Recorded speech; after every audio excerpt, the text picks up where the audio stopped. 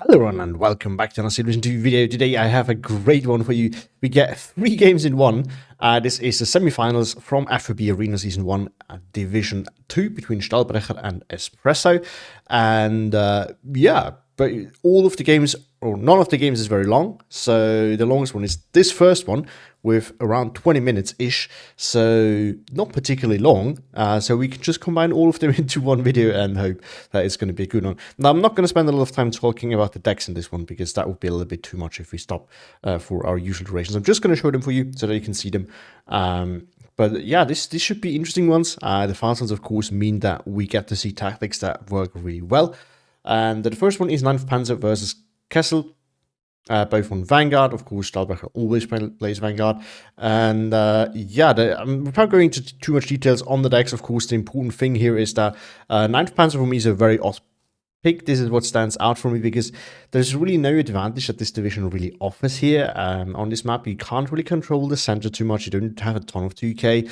And Stahlbrecher doesn't even take the 88s, which would at least offer him a little bit more.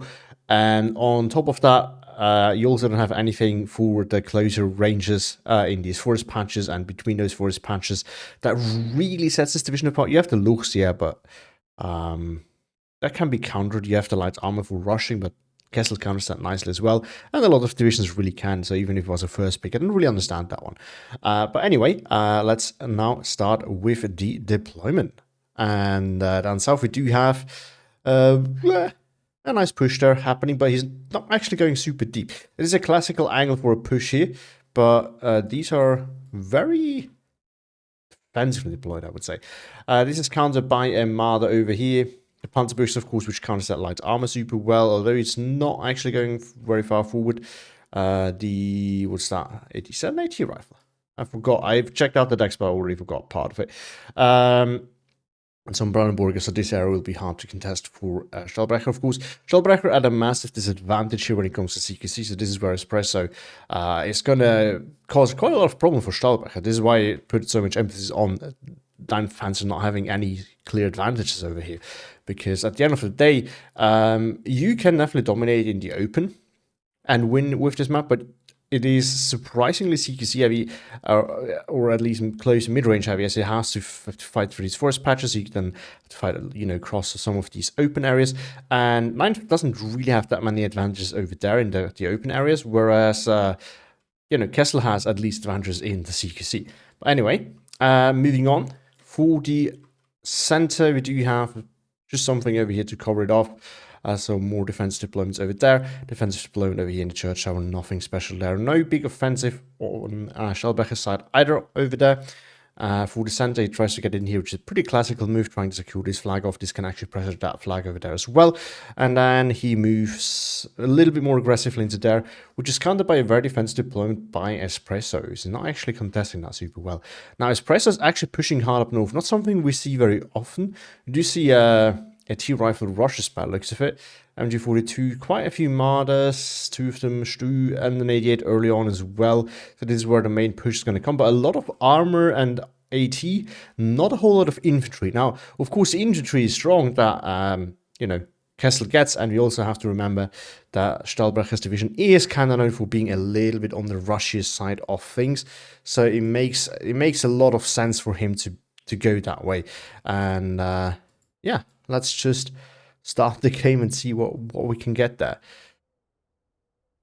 So this is a very odd thing, and of course you can get this flag, and it's going to be hard to get back in, but it is not guaranteed that you're going to get it. Now this is a very classical push here. The problem is you then need to take this, and you need to seal this off, make sure that your opponent can't push back in, because if you have the weaker CQC, fighting over this is an absolute nightmare. So you want to win this fast or not contest it at all, except that you lose this flag and push somewhere else. There's not really much in between. Of course, you can, holding the forest line here is also okay, but you have to be doing a very good job at holding that, actually. That's going to be more of the issue. This thing can definitely do quite a lot of damage if these decide to push on. Marder, of course, can also be quite the issue over there. This Marder and the looks are a little bit slower. Panzer is moving up as well. Panzer unloads in time. Definitely a push would be possible. I mean, this is definitely a step up from a regular Panzer. I'm not denying that. Like, these are good. It's a good unit. Problem is, at the end of the day, the Brandenburg is still better. So, not much you can do there. Third line for Stahlbrecher as it takes... what? Oh, that one. Ah, it's also a classic move that happens at the start. Ooh, AT rifle might not be in position in time. I know it's a solid one, it has 500 meter range. Should spot the flamethrower, and it's going to get the kill. That is flag not going to get grabbed, although this might actually do because there's nothing over there. I know this one still affects the front line. 15 for brief mode, 14-10 now back again. Of course, you know, the light armor push through there, where we're just seeing the flamer go down is not a thing that's unheard of, so this is probably why he decided to put that AT rifle there. And he paid off. SPW goes down without taking anything with him. Panzer 4 is moving in, but that's just easily going to lose against the Martyrs there. 242, if he gets close enough, can also do the trick there. Kind of pushing out on by the Brandenburger. Triple vet, though. The G43 might add up if these can smoke and also move in. They might be able to combine overwhelm the Brandenburger, so that's going to be helpful. Ooh, SPW finally dares to push forward, but doesn't spot the Panzer, which apparently did take out the other SPW. Maybe it was also the Marder. Definitely possible leader moving in, I would think that it is a leader. 15-9 now, with these two flags grabbed. And the one as well now. This one not yet lost. But slowly units are moving in, pushing forward. Not a leader coming in. Interesting. It has... no, that is the leader, I think. Ooh, Brandenburg at the edge of the forest, though. That's going to be a tough nut to crack. Again, smoke can absolutely do the trick here. Now, if two Sturmpires can focus one Brandenburg at a time, they should definitely be able to overwhelm. If the G43, the Panzer G43, is going to take the TNT, that's also going to work. The problem is these will shred so quickly. Look at that thing go down. Sturmpire once again. Oh, there we go. Smoke goes down. Now, the G43 will add up here. So if the Sturmpire get in, they can do some damage too. That might just work. Oh, Panzer did go down. Focke-Wulf's going to come in with the rockets, doing the pinning, missing those significantly. And I mean, look at how little suppression they take. And that is just how strong Brandenburg are. So even if something explodes close to them, the commander trait will just mean that basically you don't take damage at all. And it's going to get vetted up. Now it's on retreat. The other one is going to kill the other Sturm Pioneer. That's an absolute disaster. This push now pretty effectively stopped. This unit here will not win that Seeker Seafat. TNT gets thrown again. Now the Panzergren will die here, and that's quite a lot of points in infantry, actually. Yeah, easily killed off there by two Brandenburg. This is why they are so strong. That no matter where they are, they can find. SPW does not spot the Panzerburg. Panzerburg spots the SPW, but maybe they're suffering from hill pressure. It is suffering from hill pressure. Well, that sucks. Certainly sucks. Ooh, SPW now pushing forward though. Looks actually shredding one of the Brandenburg killing it off. Panzergren leader surrendering the other, and all of a sudden things have turned around here. Interestingly enough, 40M here in defensive position. Ooh, Panzer 4 needs to be careful. The Panzerburg can pen that. This is, you know, there's always these discussions about whether you want to use Panzer 4s up close and whether they're good or bad or whatever. This is one of the reasons why it is not good up close. Now, obviously, this thing is attacking SPW, but it could definitely be dangerous to that Panzer 4. There we go. Focke-Wulf takes out another one of those. This Panzer finally managed to shoot. SPW is returning its fire, though. Might take it out. This thing can also kill that, potentially. There we go. W making its way forward. It's going to get too close to the Panzer, though. 15-9 for Stahlbrecher. Stahlbrecher, you know, is, I think, rightfully so,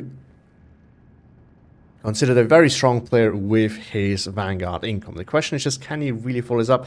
He moved the Panzer IV over here to not attack so frontally. The problem is against two Marder, it's not going to stand the chance. Other Marder coming in, but not in the right spot. I mean, there is a larger push down here, and everything else is very thin on Stahlbrecher. So now, the same thing can really be said for Espresso up north. 17-7, though. Oh, my. Look at that. Panzer though, and the 40M doing a good job at slowing things down. That computer moving in here, so definitely nice pushes there by Espresso. By Stahlbrecher. He's exploiting his weaknesses wherever he can find them. He's spreading out, which is what he should be doing. Now, he bought two of those Focke-Wulfs, and they are not exactly cheap. And I think that could come back to haunt him. Oh, 88 was deployed in a nice position there. It's going to take out that Panzer II. Looks. When we get Pioneer coming in, the Pioneer will not stand a chance against that. And the AT is slowly, you know, destroying that armor push over there. We have the transport truck going down there, something just dying here. Another armored unit dying over there. Of course, part of it is also this spreading out, so it's not as bad as it may seem. But this is definitely going to be an issue. Then there's still the Marder over there. We do see a larger cannibus. Oh, no. Oh, but this flank is about to collapse. And here's going to be the issue. If blue side, and I can see this, this is probably going to happen here. There's not really... So, once you lose this part here, because you have the hillside here, there's not like a little ditch here and the forest patch here. Once you lose this on the red side, it's really hard to get into. And this is basically an area you cannot really contest anymore for quite some time. And even if you do get, you know, your opponent has great areas here for defenses. So it's, you know, you might get back in here. You still have to get that flag, and then you still have to make some ground, right? And you still have to make your way over here as well, because again, there's a lot of open there. So even if you manage to get back in, it takes you a lot of time, it takes a lot of effort. It's just very difficult to do. Ooh, the Panzer is... No. Why would it move? Can definitely stay up close here, and it's moving away, which is really bad. It's an open top vehicle. You can throw things on top of it. Oh, okay. It's going for the AT rifle, which is just smoking itself off now. The Marder's shooting it again. You could throw things in the open top. You know, it's an open top vehicle. You can throw small grenades on top of it. About 2 or 3 takes, and then it's going to go down. But now it's probably... Actually, I think it's going to get surrounded by the Marder, as it took too much suppression. And up close, you know... 2 SMGs, not bad ones, versus 1 SMG is in the G3, 43. It's not a good fight, especially if you already have taken suppression. Panzer is going to lose against the AT rifle. Oh no. Oh no. That is a very bad engagement. Not really sure why I decided to do that. Also, with the Marder moving forward here, there's 2 flags secured again. J87 coming in, trying to prevent that. Push over here has been going not too bad, but the Marder is pushing a little bit too far forward, considering that there's no infantry support going with it. At least no direct infantry support. The SPW making its way in there. J87 got the kill here, and the Panzer actually won the fight. Wow. There we go. Push is happening, and I mean, generally speaking, this here is a win condition. Like, it's a win for blue. If blue gets all of this, it's generally very hard for red to really make up for that, unless red can really take this, grab a hold over this as well, and then you kind of start, you know, you kind of shift the thing sideways, which might also be happening here, looking at this, but that means that Stahlbrecher needs to secure this relatively soon. The moment is not going that well. It definitely needs this too. Because the problem is, you know, once you have this, these flags are going to be increasingly difficult to contest for a red side. Now, this one is really hard. This one, you know, is too far away, so if you have something in here, you can usually, I think, keep it. This one, again, you're not really going to grab. These two, though, very doable. Again, so it really depends on how well you can secure this, because then you can apply pressure to these flags. But yeah, we need to see the flip here if Stahlbrecher wants to win. If he loses this again, it does not look well then for Stahlbrecher. At the moment, it doesn't look that well in general, because here the forces are relatively equal.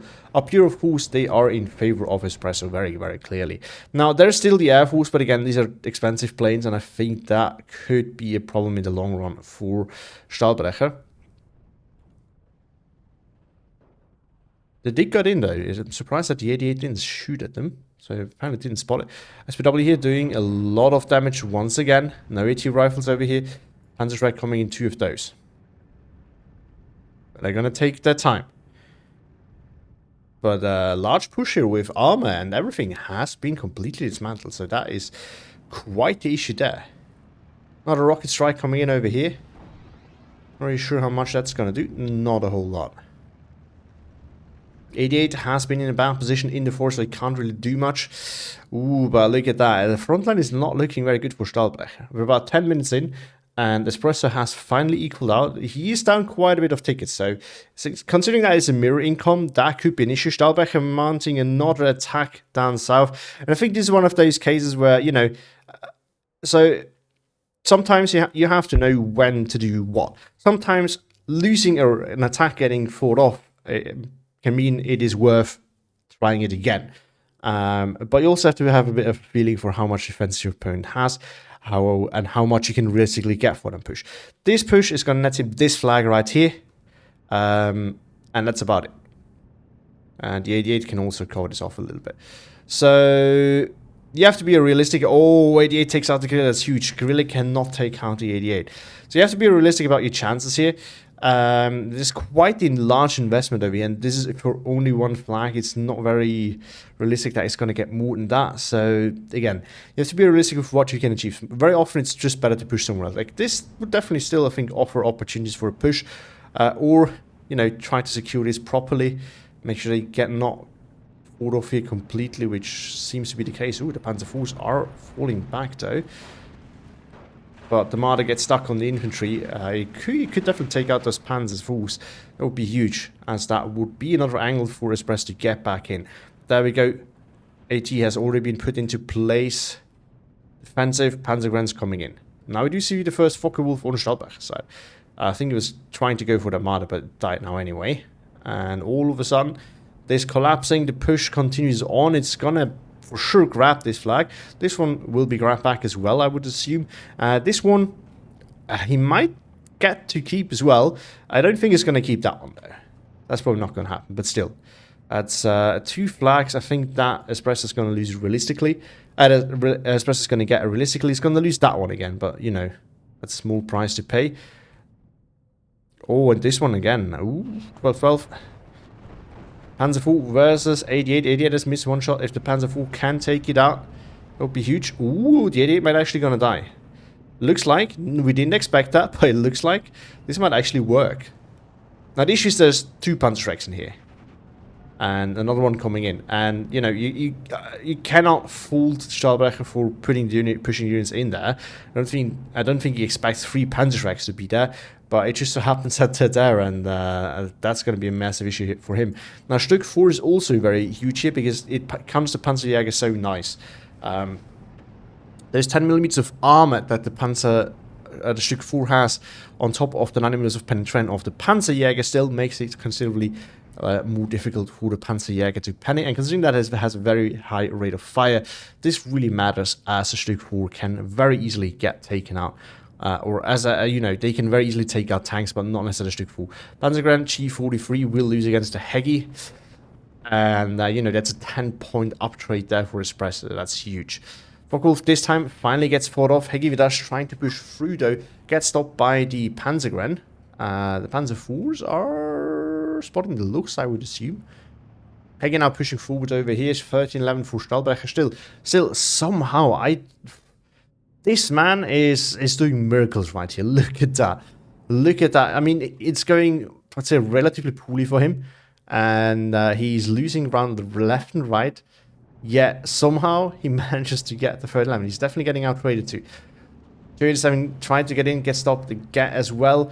This is one of those situations where, you need to kind of combine your air strikes and time them together. So you have both planes coming in at once, and then one of them will actually get through and do its job.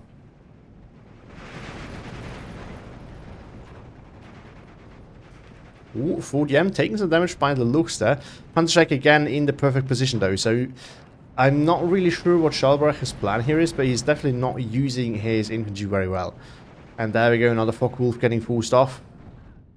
Meanwhile, Espresso has another one, and they're pretty much uncontested. There's no AA on Stahlbrecher's side. So those can do whatever they want, really. Not sure if this is the most efficient. Oh, another Panzergren dying here. Brought to the Hegi up close thanks to the Molotov. Do we see? No, we don't see any fire there. Did it throw the Molotov? I can't see. I have some weird issue that the taskbar is still shown down below, and I started the video before I noticed it, so can't actually see how much is used. We'll need to fix that for game 2. Looks now actually has taken out the Panzerschreck, so now I can do some work, but the Stück 4 is there to prevent that. Really trying to push through, can definitely kill that AA. That would be huge. Panzer now coming in on the other side, still with that Panzer Stück 4. Panzer 4 also moving in. 12 still. Interestingly enough. So, ooh, but this flag is very close to flipping. So bring it back to 30-11. Now, of course, with this, lead, you can definitely decide to go on and just make sure that your opponent can't take you down enough. But considering how Espresso has outtraded Stahlbrecher, this is going to be tricky here. If this is, like minute 40, you can very comfortably stay in the game. Like, even with the rages of the front line over here. I mean, it's 16, not necessarily, especially now that Espresso, for the first time, brings Stahlbrecher to a single tick. Oh, Stück 4 goes down. Now, it's definitely not decided yet. If Stahlbrecher can trade his way back in, that's good. But considering how things are looking on the map, this is going to be very, very difficult. Espresso needs to make a lot of mistakes for this to happen. Also, winning is going to take 40 minutes, so it's going to be very tricky for Stahlbrecher to remain on single tick for 40 minutes. I think that's going to be another tricky thing over here. Relay is actually a nice position to do some damage here, but the Stück 4 is arriving too. Is going to spot it. I think the relay just can't see the transport road. Oh no, it's pushing forward. Another Stück 4 should be able to see it. Relay certainly sees things. Might wipe that leader. It's then going to get wiped by the Stück. And it's going after the Stück. Falling back though, yeah, rightfully so. 14-10 for Stahlbrecher once again. How does he do it? There we go. Panzer pushing forward. IG-18 that was here died. Panzer can't shoot at it yet. It's again struggling to shoot at something. I guess the looks is what he's targeting. And half-track here pushing forward, uncontested, but another Panzer now moving in. Should be the last one actually. Half-track pushing back. I mean, that was a great move. Recognizing that the half-track can move in there without anything stopping it. And abusing that. Oh, another Focke-Wulf being bought. So Espresso now investing into his Air Force. Espresso has time. I think he probably knows that he has out-traded Stahlbrecher. Now, he can't take himself too long. He needs to make plays eventually. He needs to be aware of that. But as long as he is, and as long as he makes a plays at some point, investing into Air Force to help you doing that is not a bad call. Does he really need it? I don't know. But of course, he also doesn't have a ton of armor, so he wants to probably save up on that a little bit. Oh, Lux goes down. Panzer is being forced off as well. Infantry slowly pushing forward. Panzer now going to take out the half-track. It's going to bring it back to a 13-11.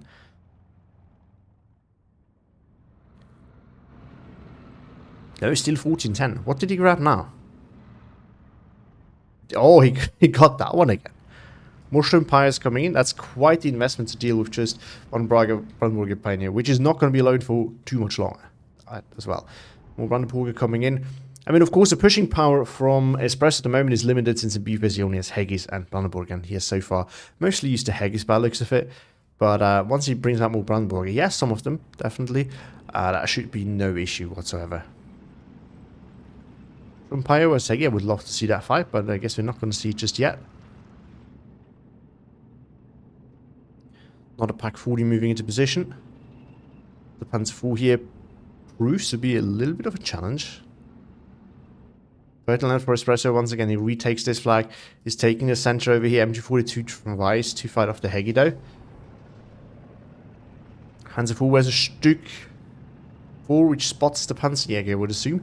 Not much here, by the way, to hold this flag. So once these fall, they should pass up here. Probably might not be enough to hold that flag, actually. So that's going to be problematic. Oh, Panzer 4 helping there with the Hegi, but that one found the Sturmpire. This Hegi being forced off, bringing the flag back.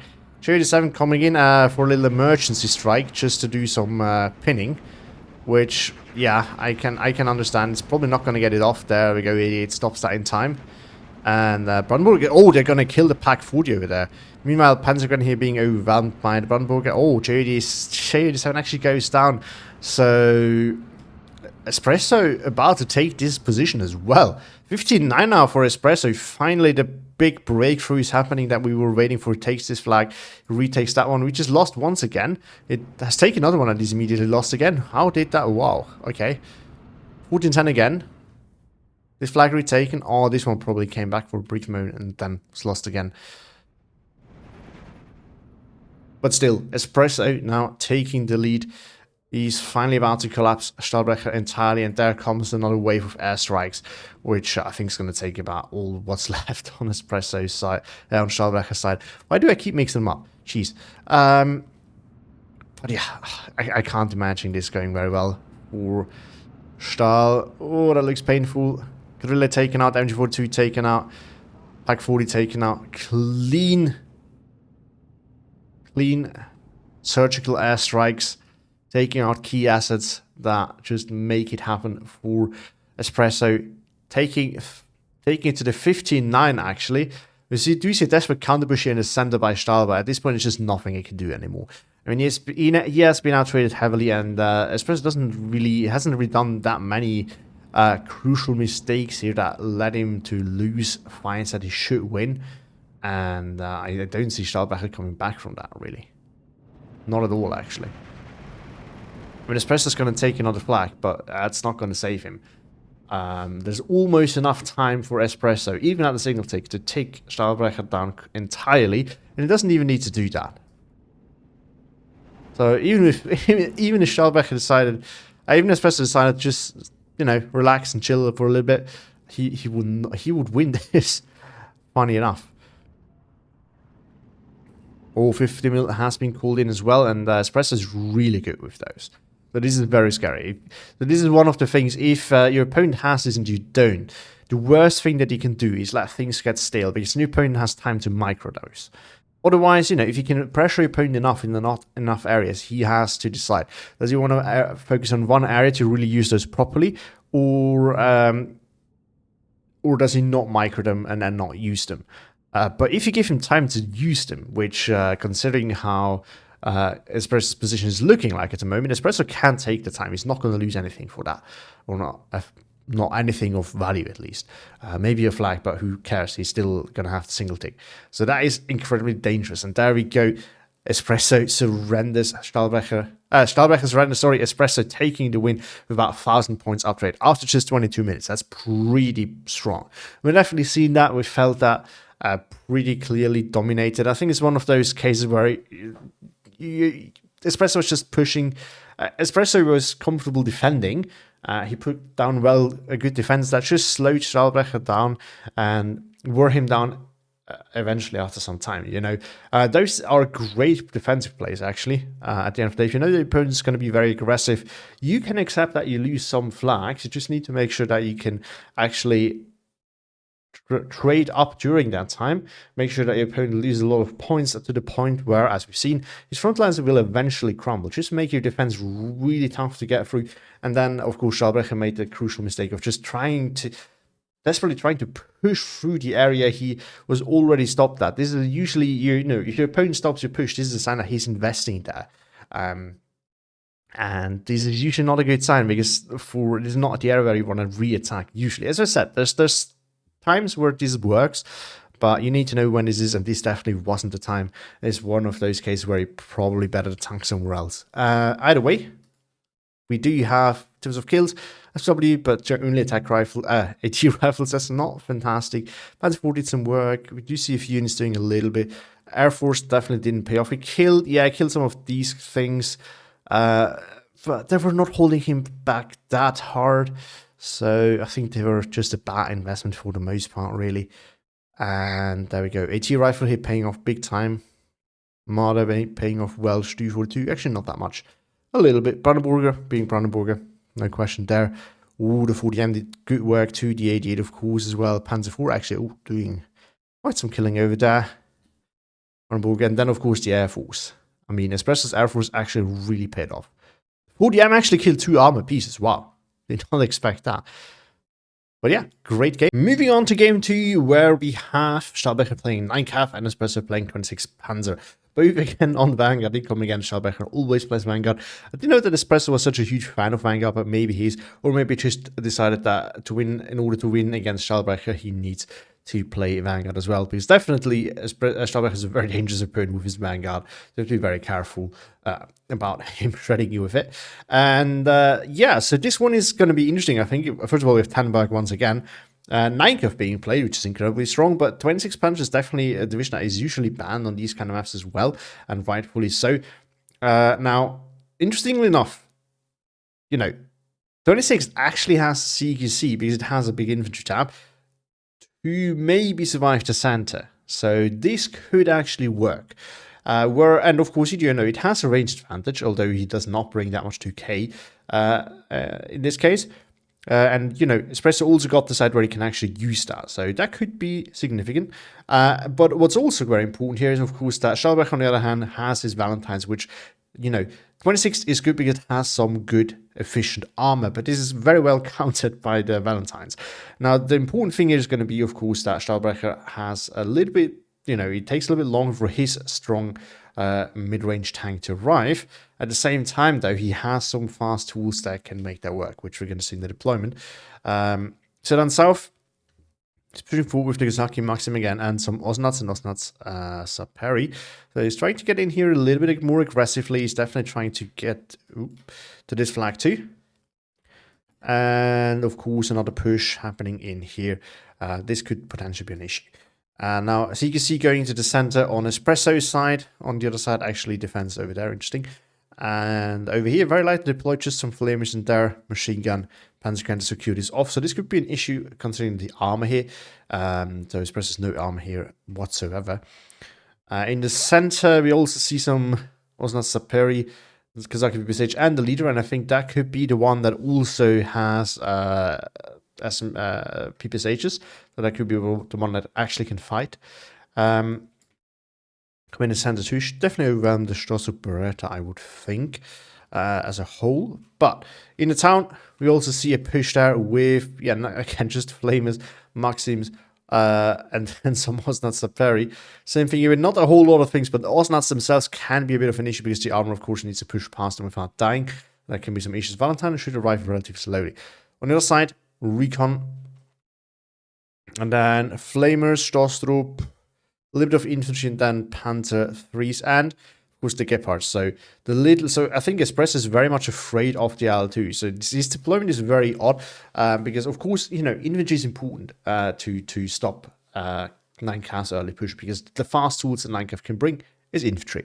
At the same time, and there's not a ton of fast light armor that 26 gets, but there's not that much armor in general, which, especially for the south, is an interesting choice. So I do believe that probably Espresso is really afraid of that IL-2 coming out very early on.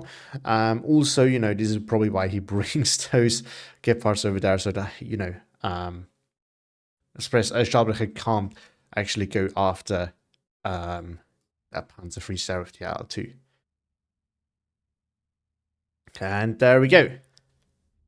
Of course, fast transport is one of the things that makes 9K so deadly. Having this Osnat Saperi and your flamers and your Osnats especially in those fast transports is incredibly annoying to deal with. I think the snipers have it too. Do we see them somewhere? There's Ultras to Saperi. There we have the sniper. Yep, comes in those two. Of course, snipers are coming early. Can be quite annoying if you don't have light armor to deal with that. But even against that, you have 45 mils, so it's not. And the OB25. So it's not like there's a lack of tools that can deal with light armor. It's definitely not the case here. G42 not in a position where he can cut off a lot of things. This is also not. This is an annoying part over here. You kind of have to put it in the house. There's not that many options that can put it meaningfully. Or you go very far forward with over here. But obviously that's not a good choice. Wasn't that Saperi helped by the Maxim will win against that one Flamer, I would think. Actually, the Flamer might take it out. No, Saperi throws the TNT, although if he moves in there, the Flamer will kill that off. Oh, actually, they trade. 13-11 for Stahlbrecher. There we go, as is pushing here with an Osnats. Proofs. Points that, yeah, actually works. I mean, the Osnats is affecting the front line, which is both a blessing and a curse, because, of course, the issue with it is that it will be spotted. Sorry, you know where it is, but, of course, the good thing is you can do things like that. And there we go, Saperi and Granachiki win here against the Zbuczyn. Larger force here pushing through in the center. Stahlbrecher already taking the center with a 15-9, and it's going to turn out in a 16-10 if he's going to get that. I mean, yeah, the armor has now arrived to take that flank entirely. Meanwhile, over here, Espresso really not pushing it out, which is a very odd choice. I mean, you have to do something over here, because otherwise you give your opponent time to do this. Grabbing the Valentines, sending them in. Get Panzer 4 coming in. I guess Espresso felt like he needed that to be able to push back. Osnats might take out the leader here. Oh, it does. Huge kill there. Leader and a support unit. That could be very useful. Gets killed off. Shrimpires and Josuper definitely need to trust and get in here. Otherwise, they are going to get killed by the Osnats there as well. That would be absolutely fatal for Espresso. Stahlbrecher just continues his push. Panzer and Panzer 3 now moving. Now, what's interesting to me, and looking at this deployment, I really can't see where all the points went. To me, it looks like Espresso didn't put that many points on, but I guess I'm just underestimating the value of all these units over there. That must be it. Russo Beretta making its way through here. It kills that flamer. That could flip some of these flags back. It needs to be careful still because of the Osnat Saperi. Problem for Espresso is going to be Stahlbrecher has, yeah, there we go. Plenty of Kazaki BPSH that he can still send in. Oh, there we go, he rerouted them. Nothing tight here against the Osnats. Shrimpire should be able to retake the flag there. There you go. 17-7 still, though. Beretta can't re-grab the flag yet. It's out of molly, so the Kazaki BPSH will shred that. Shrimpire, oh no, Saperi gets the grenade off. It was a ground attack, though, I think. Oh, Shrimpire dies. Not looking very good there for Espresso, and he's really like he's crumbling over here again. I mean, the spam of 9cav and the speed of 9cav is still way too good. Now the problem is, this was talked about in Discord. Should Osnats lose their fast transports, and for 9cav that's definitely would be a good thing. But then Morskaya is going to be absolutely useless. So can't even really that. Best thing would really be to just remove the fast transport from 9cav altogether. 19.5 after just, what is that? 5 minutes? No, hold on. That can't be right. It's not that much time has passed. And I might have had the wrong settings, I would think. And the freeze arriving, IL-2 coming in to deal with them, but SKF-Z71 is in here as well, so that should be stopped. But I'm not sure if it's even going to be needed. 24! As Espresso is just struggling, like he has a lot of force here, but he's not doing anything with him. Looks like one of his Panzer 3s also died. I mean, the Valentines do that to you. That's definitely a thing. While 2 might still get in. It's targeting the SDF-Z71. That may be a little bit overconfident. There we go. Is the Sherman gun it? No, it doesn't spot it. It's not in range yet. Is it? No, it is not. L2 could go down. I don't think it will, though. I mean, it was flying directly into it, so it might actually die. It's seriously gonna get... These are so disgusting. I mean, come on. Like, I know there are L2s, I know the chunky and all these kind of things, but, like, this shouldn't... Like, if you fly directly into the SDF-Z71, have a low, like, a bad turning radius, and then survive, like, that should not be possible. Like, this should lose your plane. But L2s feel so strong because of that. It's so hard to get rid of them. So annoying. One of the most annoying planes in the game, in my opinion. Other than like cheap GOs and things like that. Panzer 3 got a pen on the Emcha. Might be able to kill it, but the Osnats something to say about that. Maybe the OP-25 is actually going to take it out. No, it misses twice. Oh, it's going to take it out. No, I wanted to see if the OB-25 hit, but the Osnats definitely did. 19.5 still. It's the push here going very well. 2 Shrimpires coming in, but they are forced back by the Kazaki PPSH with its 1 machine gun. But, it is enough. Now we can actually check. Yeah, this is the one with 6 PPSHs. It's not fantastic, but, it helps. Makes a difference. There we go. It's going to be a 24 with 4 minutes left on the clock for Espresso. Poor Espresso. And there's no recovering from that. There's just no... And, he has so many more units over here, so many more points over here, but they're all pretty much useless because it's not pushing. And, I mean, the problem is it's really hard to push in here because you don't know where an Osnats is. And he first has to get past the Valentine, for which he basically needs to yak Panzer. As the Panzer 3 goes down once again. Oh, no. Oh, no. More Valentines are coming in. It's not like it's going to end very soon. Well, I mean, the game's going to end very soon, but, in terms of pushing through the Valentines... it's going to take some time. And Sherman here, again, up close, of course, very dangerous. Osnats 2. Moving into position once again to snipe whatever's arriving over there. Ooh.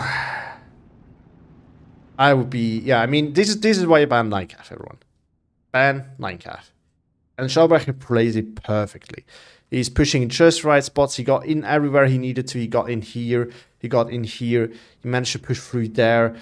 Espresso's deployment, I think, just really screwed him up over here. Putting everything in one area and then not pushing is really bad against Nightcath, which, and especially against Stahlbrecher, who is known for having very good pushes at the start. Stahlbrecher will pick an area, he will push. It failed in the first attempt because Espresso had a great defense. Oh no, someone gets taken up by the Osnuts.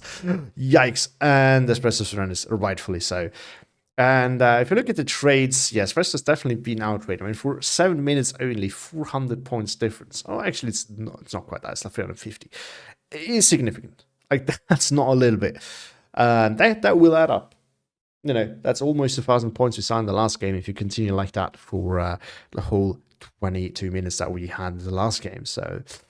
Yikes. But yeah, either way. Anyway, so this is, you know, if you know the opponent's going to be aggressive, you need to either push hard somewhere or go very defensive, dig in. And here we kind of seen Espresso doing neither of those, whereas in the first game he did that very well. So I think this was the big mistake that happened here. But again, the biggest mistake that happened here is not banning Nightcath. You need to ban Nightcath. It's a must. If you look at the kills here, it's mostly the Osnuts doing the heavy lifting. Didn't even see the TU or 2S coming in. Wow.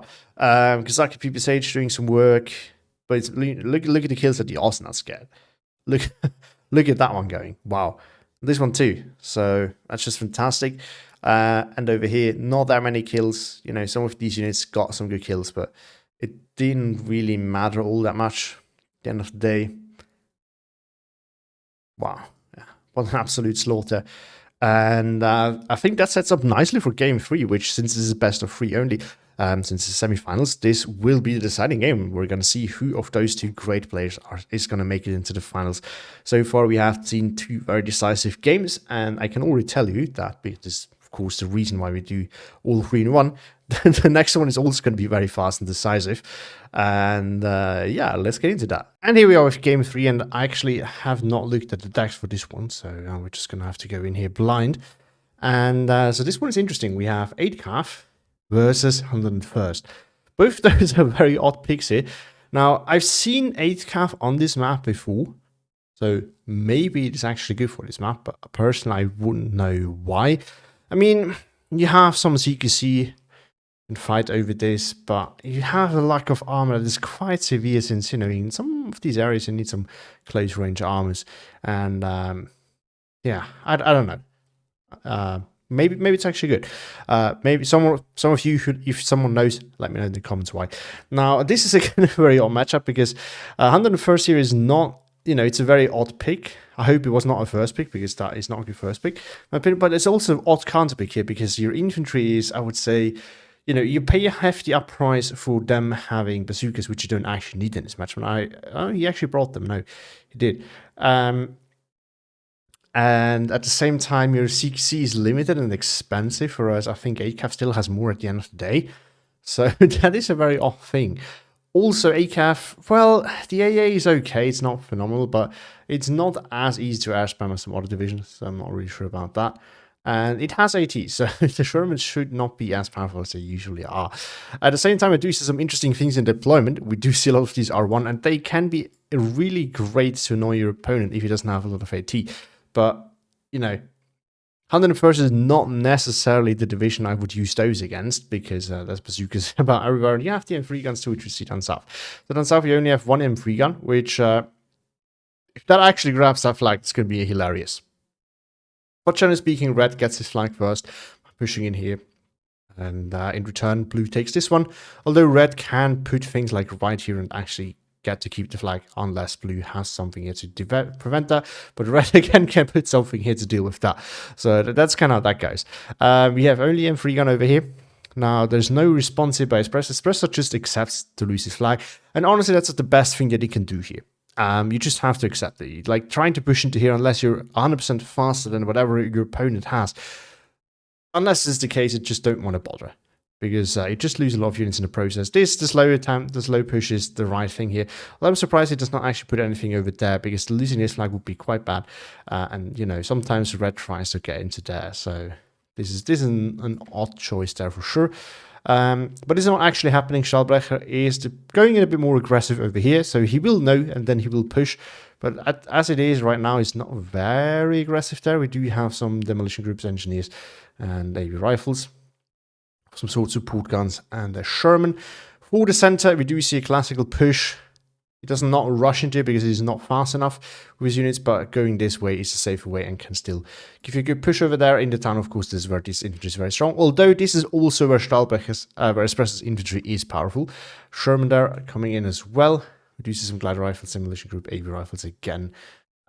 More of those, not on 3-gun.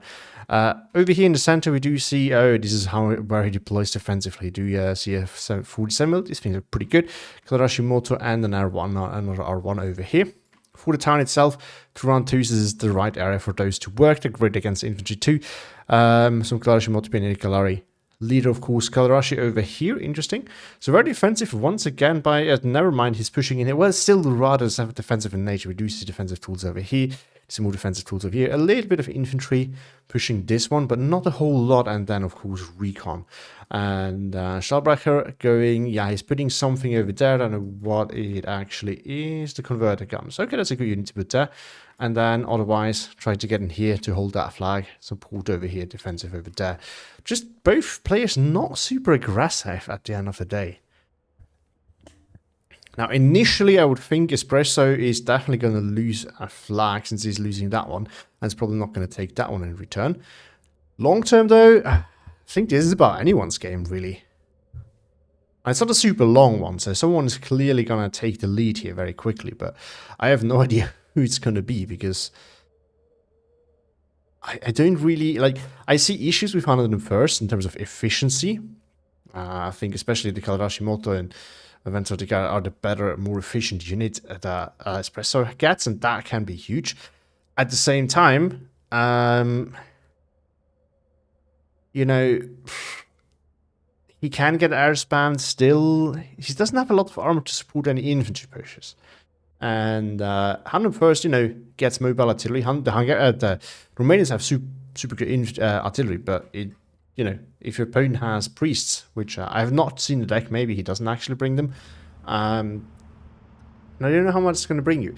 Also, of course, radio mortars are a thing too. So having better infantry doesn't really help you if it gets easily killed off by radio mortars. Oh, but the converter cannon got stopped by the Breda. I've never seen one going up here, but it worked out. Stahlbrecher losing that flag, and might lose another. The fact that he didn't put anything, you usually put like some support tool over here to actually mean that, make sure that unit that you put there stays safe from when it pushes forward over there. Glider rifle should fix that issue over there, but losing that one is more of a problem there. 50 cal coming in there, so that is going to be fixed as well. More support tool over here. Big push there. Filthy 13 is incredibly powerful too. It's really now coming in interesting. It's a very interesting positioning. I mean, you can definitely use it to push back into here, but is it worth having it out there? Oh, they just 129 is going for a strafe run. Never forget, guys, this thing has a 20mm. I often forget too. Sometimes I've used it in the past, I remember. And, you know, it's not the best strafe there is, but it will do some damage. P51 coming in, no AA yet on Espresso side. I'm not sure if he has a fighter, since I've, again, not looked at the deck beforehand. Now, head-on, it's actually not that good. It brings the 25mm, of course. Really good AA piece. For the price. I really love these guys. Another R1 coming in. Oh, AB Rifles LMG gets stopped here by the Motor. Definitely not ideal. HS129 heads on the P51 twice and gets the kill. Ooh, not a good start there for Stahlbrecher. This is why sometimes bringing AA rather than a fighter is better. Especially because, you know, now there's AA out, so now you can forget about bringing the fighter anyway. So even if that fighter got out without getting killed, is it really that good at the moment? Ooh, Sherman here versus 47mm, I would think. No, lost line of sight again. 75mm, of course, a fantastic thing there. That can definitely shred in this area quite nicely. It's really now coming. This is going to be a problem for the Sherman because it will one-tap the Sherman up close. Sherman will struggle killing it. Oh, we have the nice 75mm. Love to see that Espresso brought the Stahlbrecher on the 1311 though with his push over here. And he's lost that flag over there though. J87 now coming in. See, this is the thing.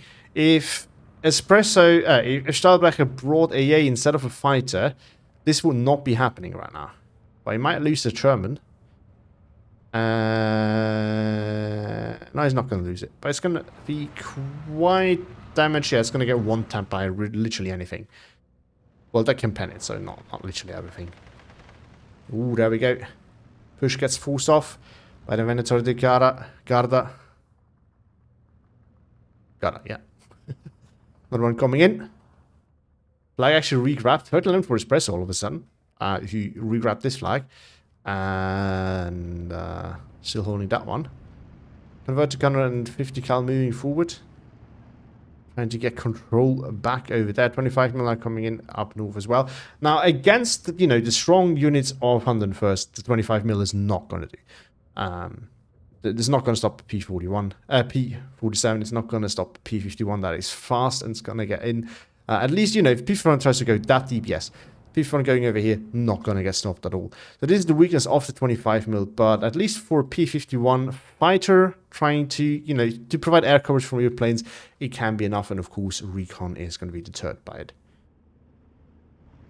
But you can easily get one in, you can help a little bit, and then you can build up with more, as we see right here. But that's, I think, all of the 25 mils out already. You get 4 at single vet, so there's that. Let's see if he has more to bring. You, of course, will know. I do not. More Shermans coming in. This one is still in defensive position. We'll need to get out and do some more work. But, of course, he has to be careful. Any side shot by the 47 mil is going to kill that very easily. Pushing very deep. And that's, of course, dangerous because now this is airstrike territory for blue side, right? Espresso can easily attack this now with some airstrikes. There's no way that Stahlbrecher is going to protect that. Not with his planes and not with his AA. Even if he had it. Oh, 225 mils. 51 goes just into that area where the 25 mils actually are. It is smoking. It is super fast though. I still think it's going to get out. It does. Yeah, there we go. I mean, these being in the yellow force doesn't help. It means that I have shorter line of sight, so they start shooting later and they will stop shooting earlier. But, it was enough to spread out the bombs quite significantly so that the units were mostly pinned. Not that damaged, although, yes, some damage was applied, but not a whole lot. 213 AB rifles pushing in here, but 75 mil is now on target, and this thing is laser accurate at this range. This thing is fantastic. It's way better than a mortar, really. If it is in radio range. Outside of radio range, it's incredibly inaccurate. But in radio range, this thing slaps. The version that doesn't have radio is also incredibly inaccurate. But again, the version with radio, really good. All of a sudden, the R1 are actually dominating as Stahlbrecher sees himself pushed out of these close areas where the bazooka can really work. And now he needs the Shermans to deal with them. That's actually really good because that means it's incredibly... We don't see... Oh no, we don't see a penny value. It's the armor. I'm bad. But yeah, all of a sudden, this thing working very well. This thing put onto efficient shot. It doesn't really help because it reveals itself against the AB rifles. Of course, still shooting at that. Srini here helping as well. This thing, of course, is a great 2K HE tool. And it's still great against armor, but you have to be a little bit closer. Right alone for Stahlbrecher. Once again, he retakes this one with his 50 cal. But now we have more R1s coming in. Although the M1 again can definitely defend that. More converter gunners coming in. They're great to just fill the gap, really. Very close so far, though. Not a P47 coming in. Is he really calling it a P47? No, he has it to deal with the Srini. But he's... Oh, this is a very bad choice. I get the concept. I like the concept of going around the edges to avoid the AA. But as you should have noticed, the AA is actually right here. So... As it stands, he's flying directly into the A instead of avoiding it. Whereas if he went that way, I think he could have... Oh, is the HS-129 going to get on the back? It's going to get the kill. Wow, that is really bad. And I've not really seen this being used. Bomb loader is really bad. If it's diving to unload them, it might be okay. I've never seen it used though. But if it's high flying and dropping the bombs... quite the elevation, really bad. Really bad. Because then it's going to spread, it's not going to kill anything. But, the 220 mils do what 220 mils do. They kill. I have to get onto the back. But yeah, I mean, if you went that way, I think you might have gotten this Renia, actually. Might have gotten in. But that's this is a huge loss of like 150 points, I think, down the drain. Or maybe 140. Either way, it's a huge loss. It's massive. Looks like one of the Shermans also died. One of them is still alive over here. Is that the Sherman? No, that's an R1. I don't know where it died. I only know that it did because it is missing. But another one is pushing. I thought there were 2 Shermans coming here. And one is obviously there. Is that the Sherman? That might be the Sherman. But it's also an R1. I got killed by the M3 gun by the looks of it. Now the J87 is back in. Still no AA. Recon is spotting for it so that it doesn't lose line of sight. And there we go, taking out that M4. Ooh, that's, yeah, I think that's the push stopped once again. And now the infantry can do what the infantry does best. And you have to remember that the ZP-30 is actually pretty decent. Now, of course, you don't have that many rifles, but still, 25 points versus, you know... I mean, the problem is this is also 30 points. And you pay that for the bazooka, really. It's a huge outprice for a bazooka. Now, this thing, of course, can definitely beat it, but it needs to be in range first. Scouts a little bit too close, I would reckon. Not ideal for sure.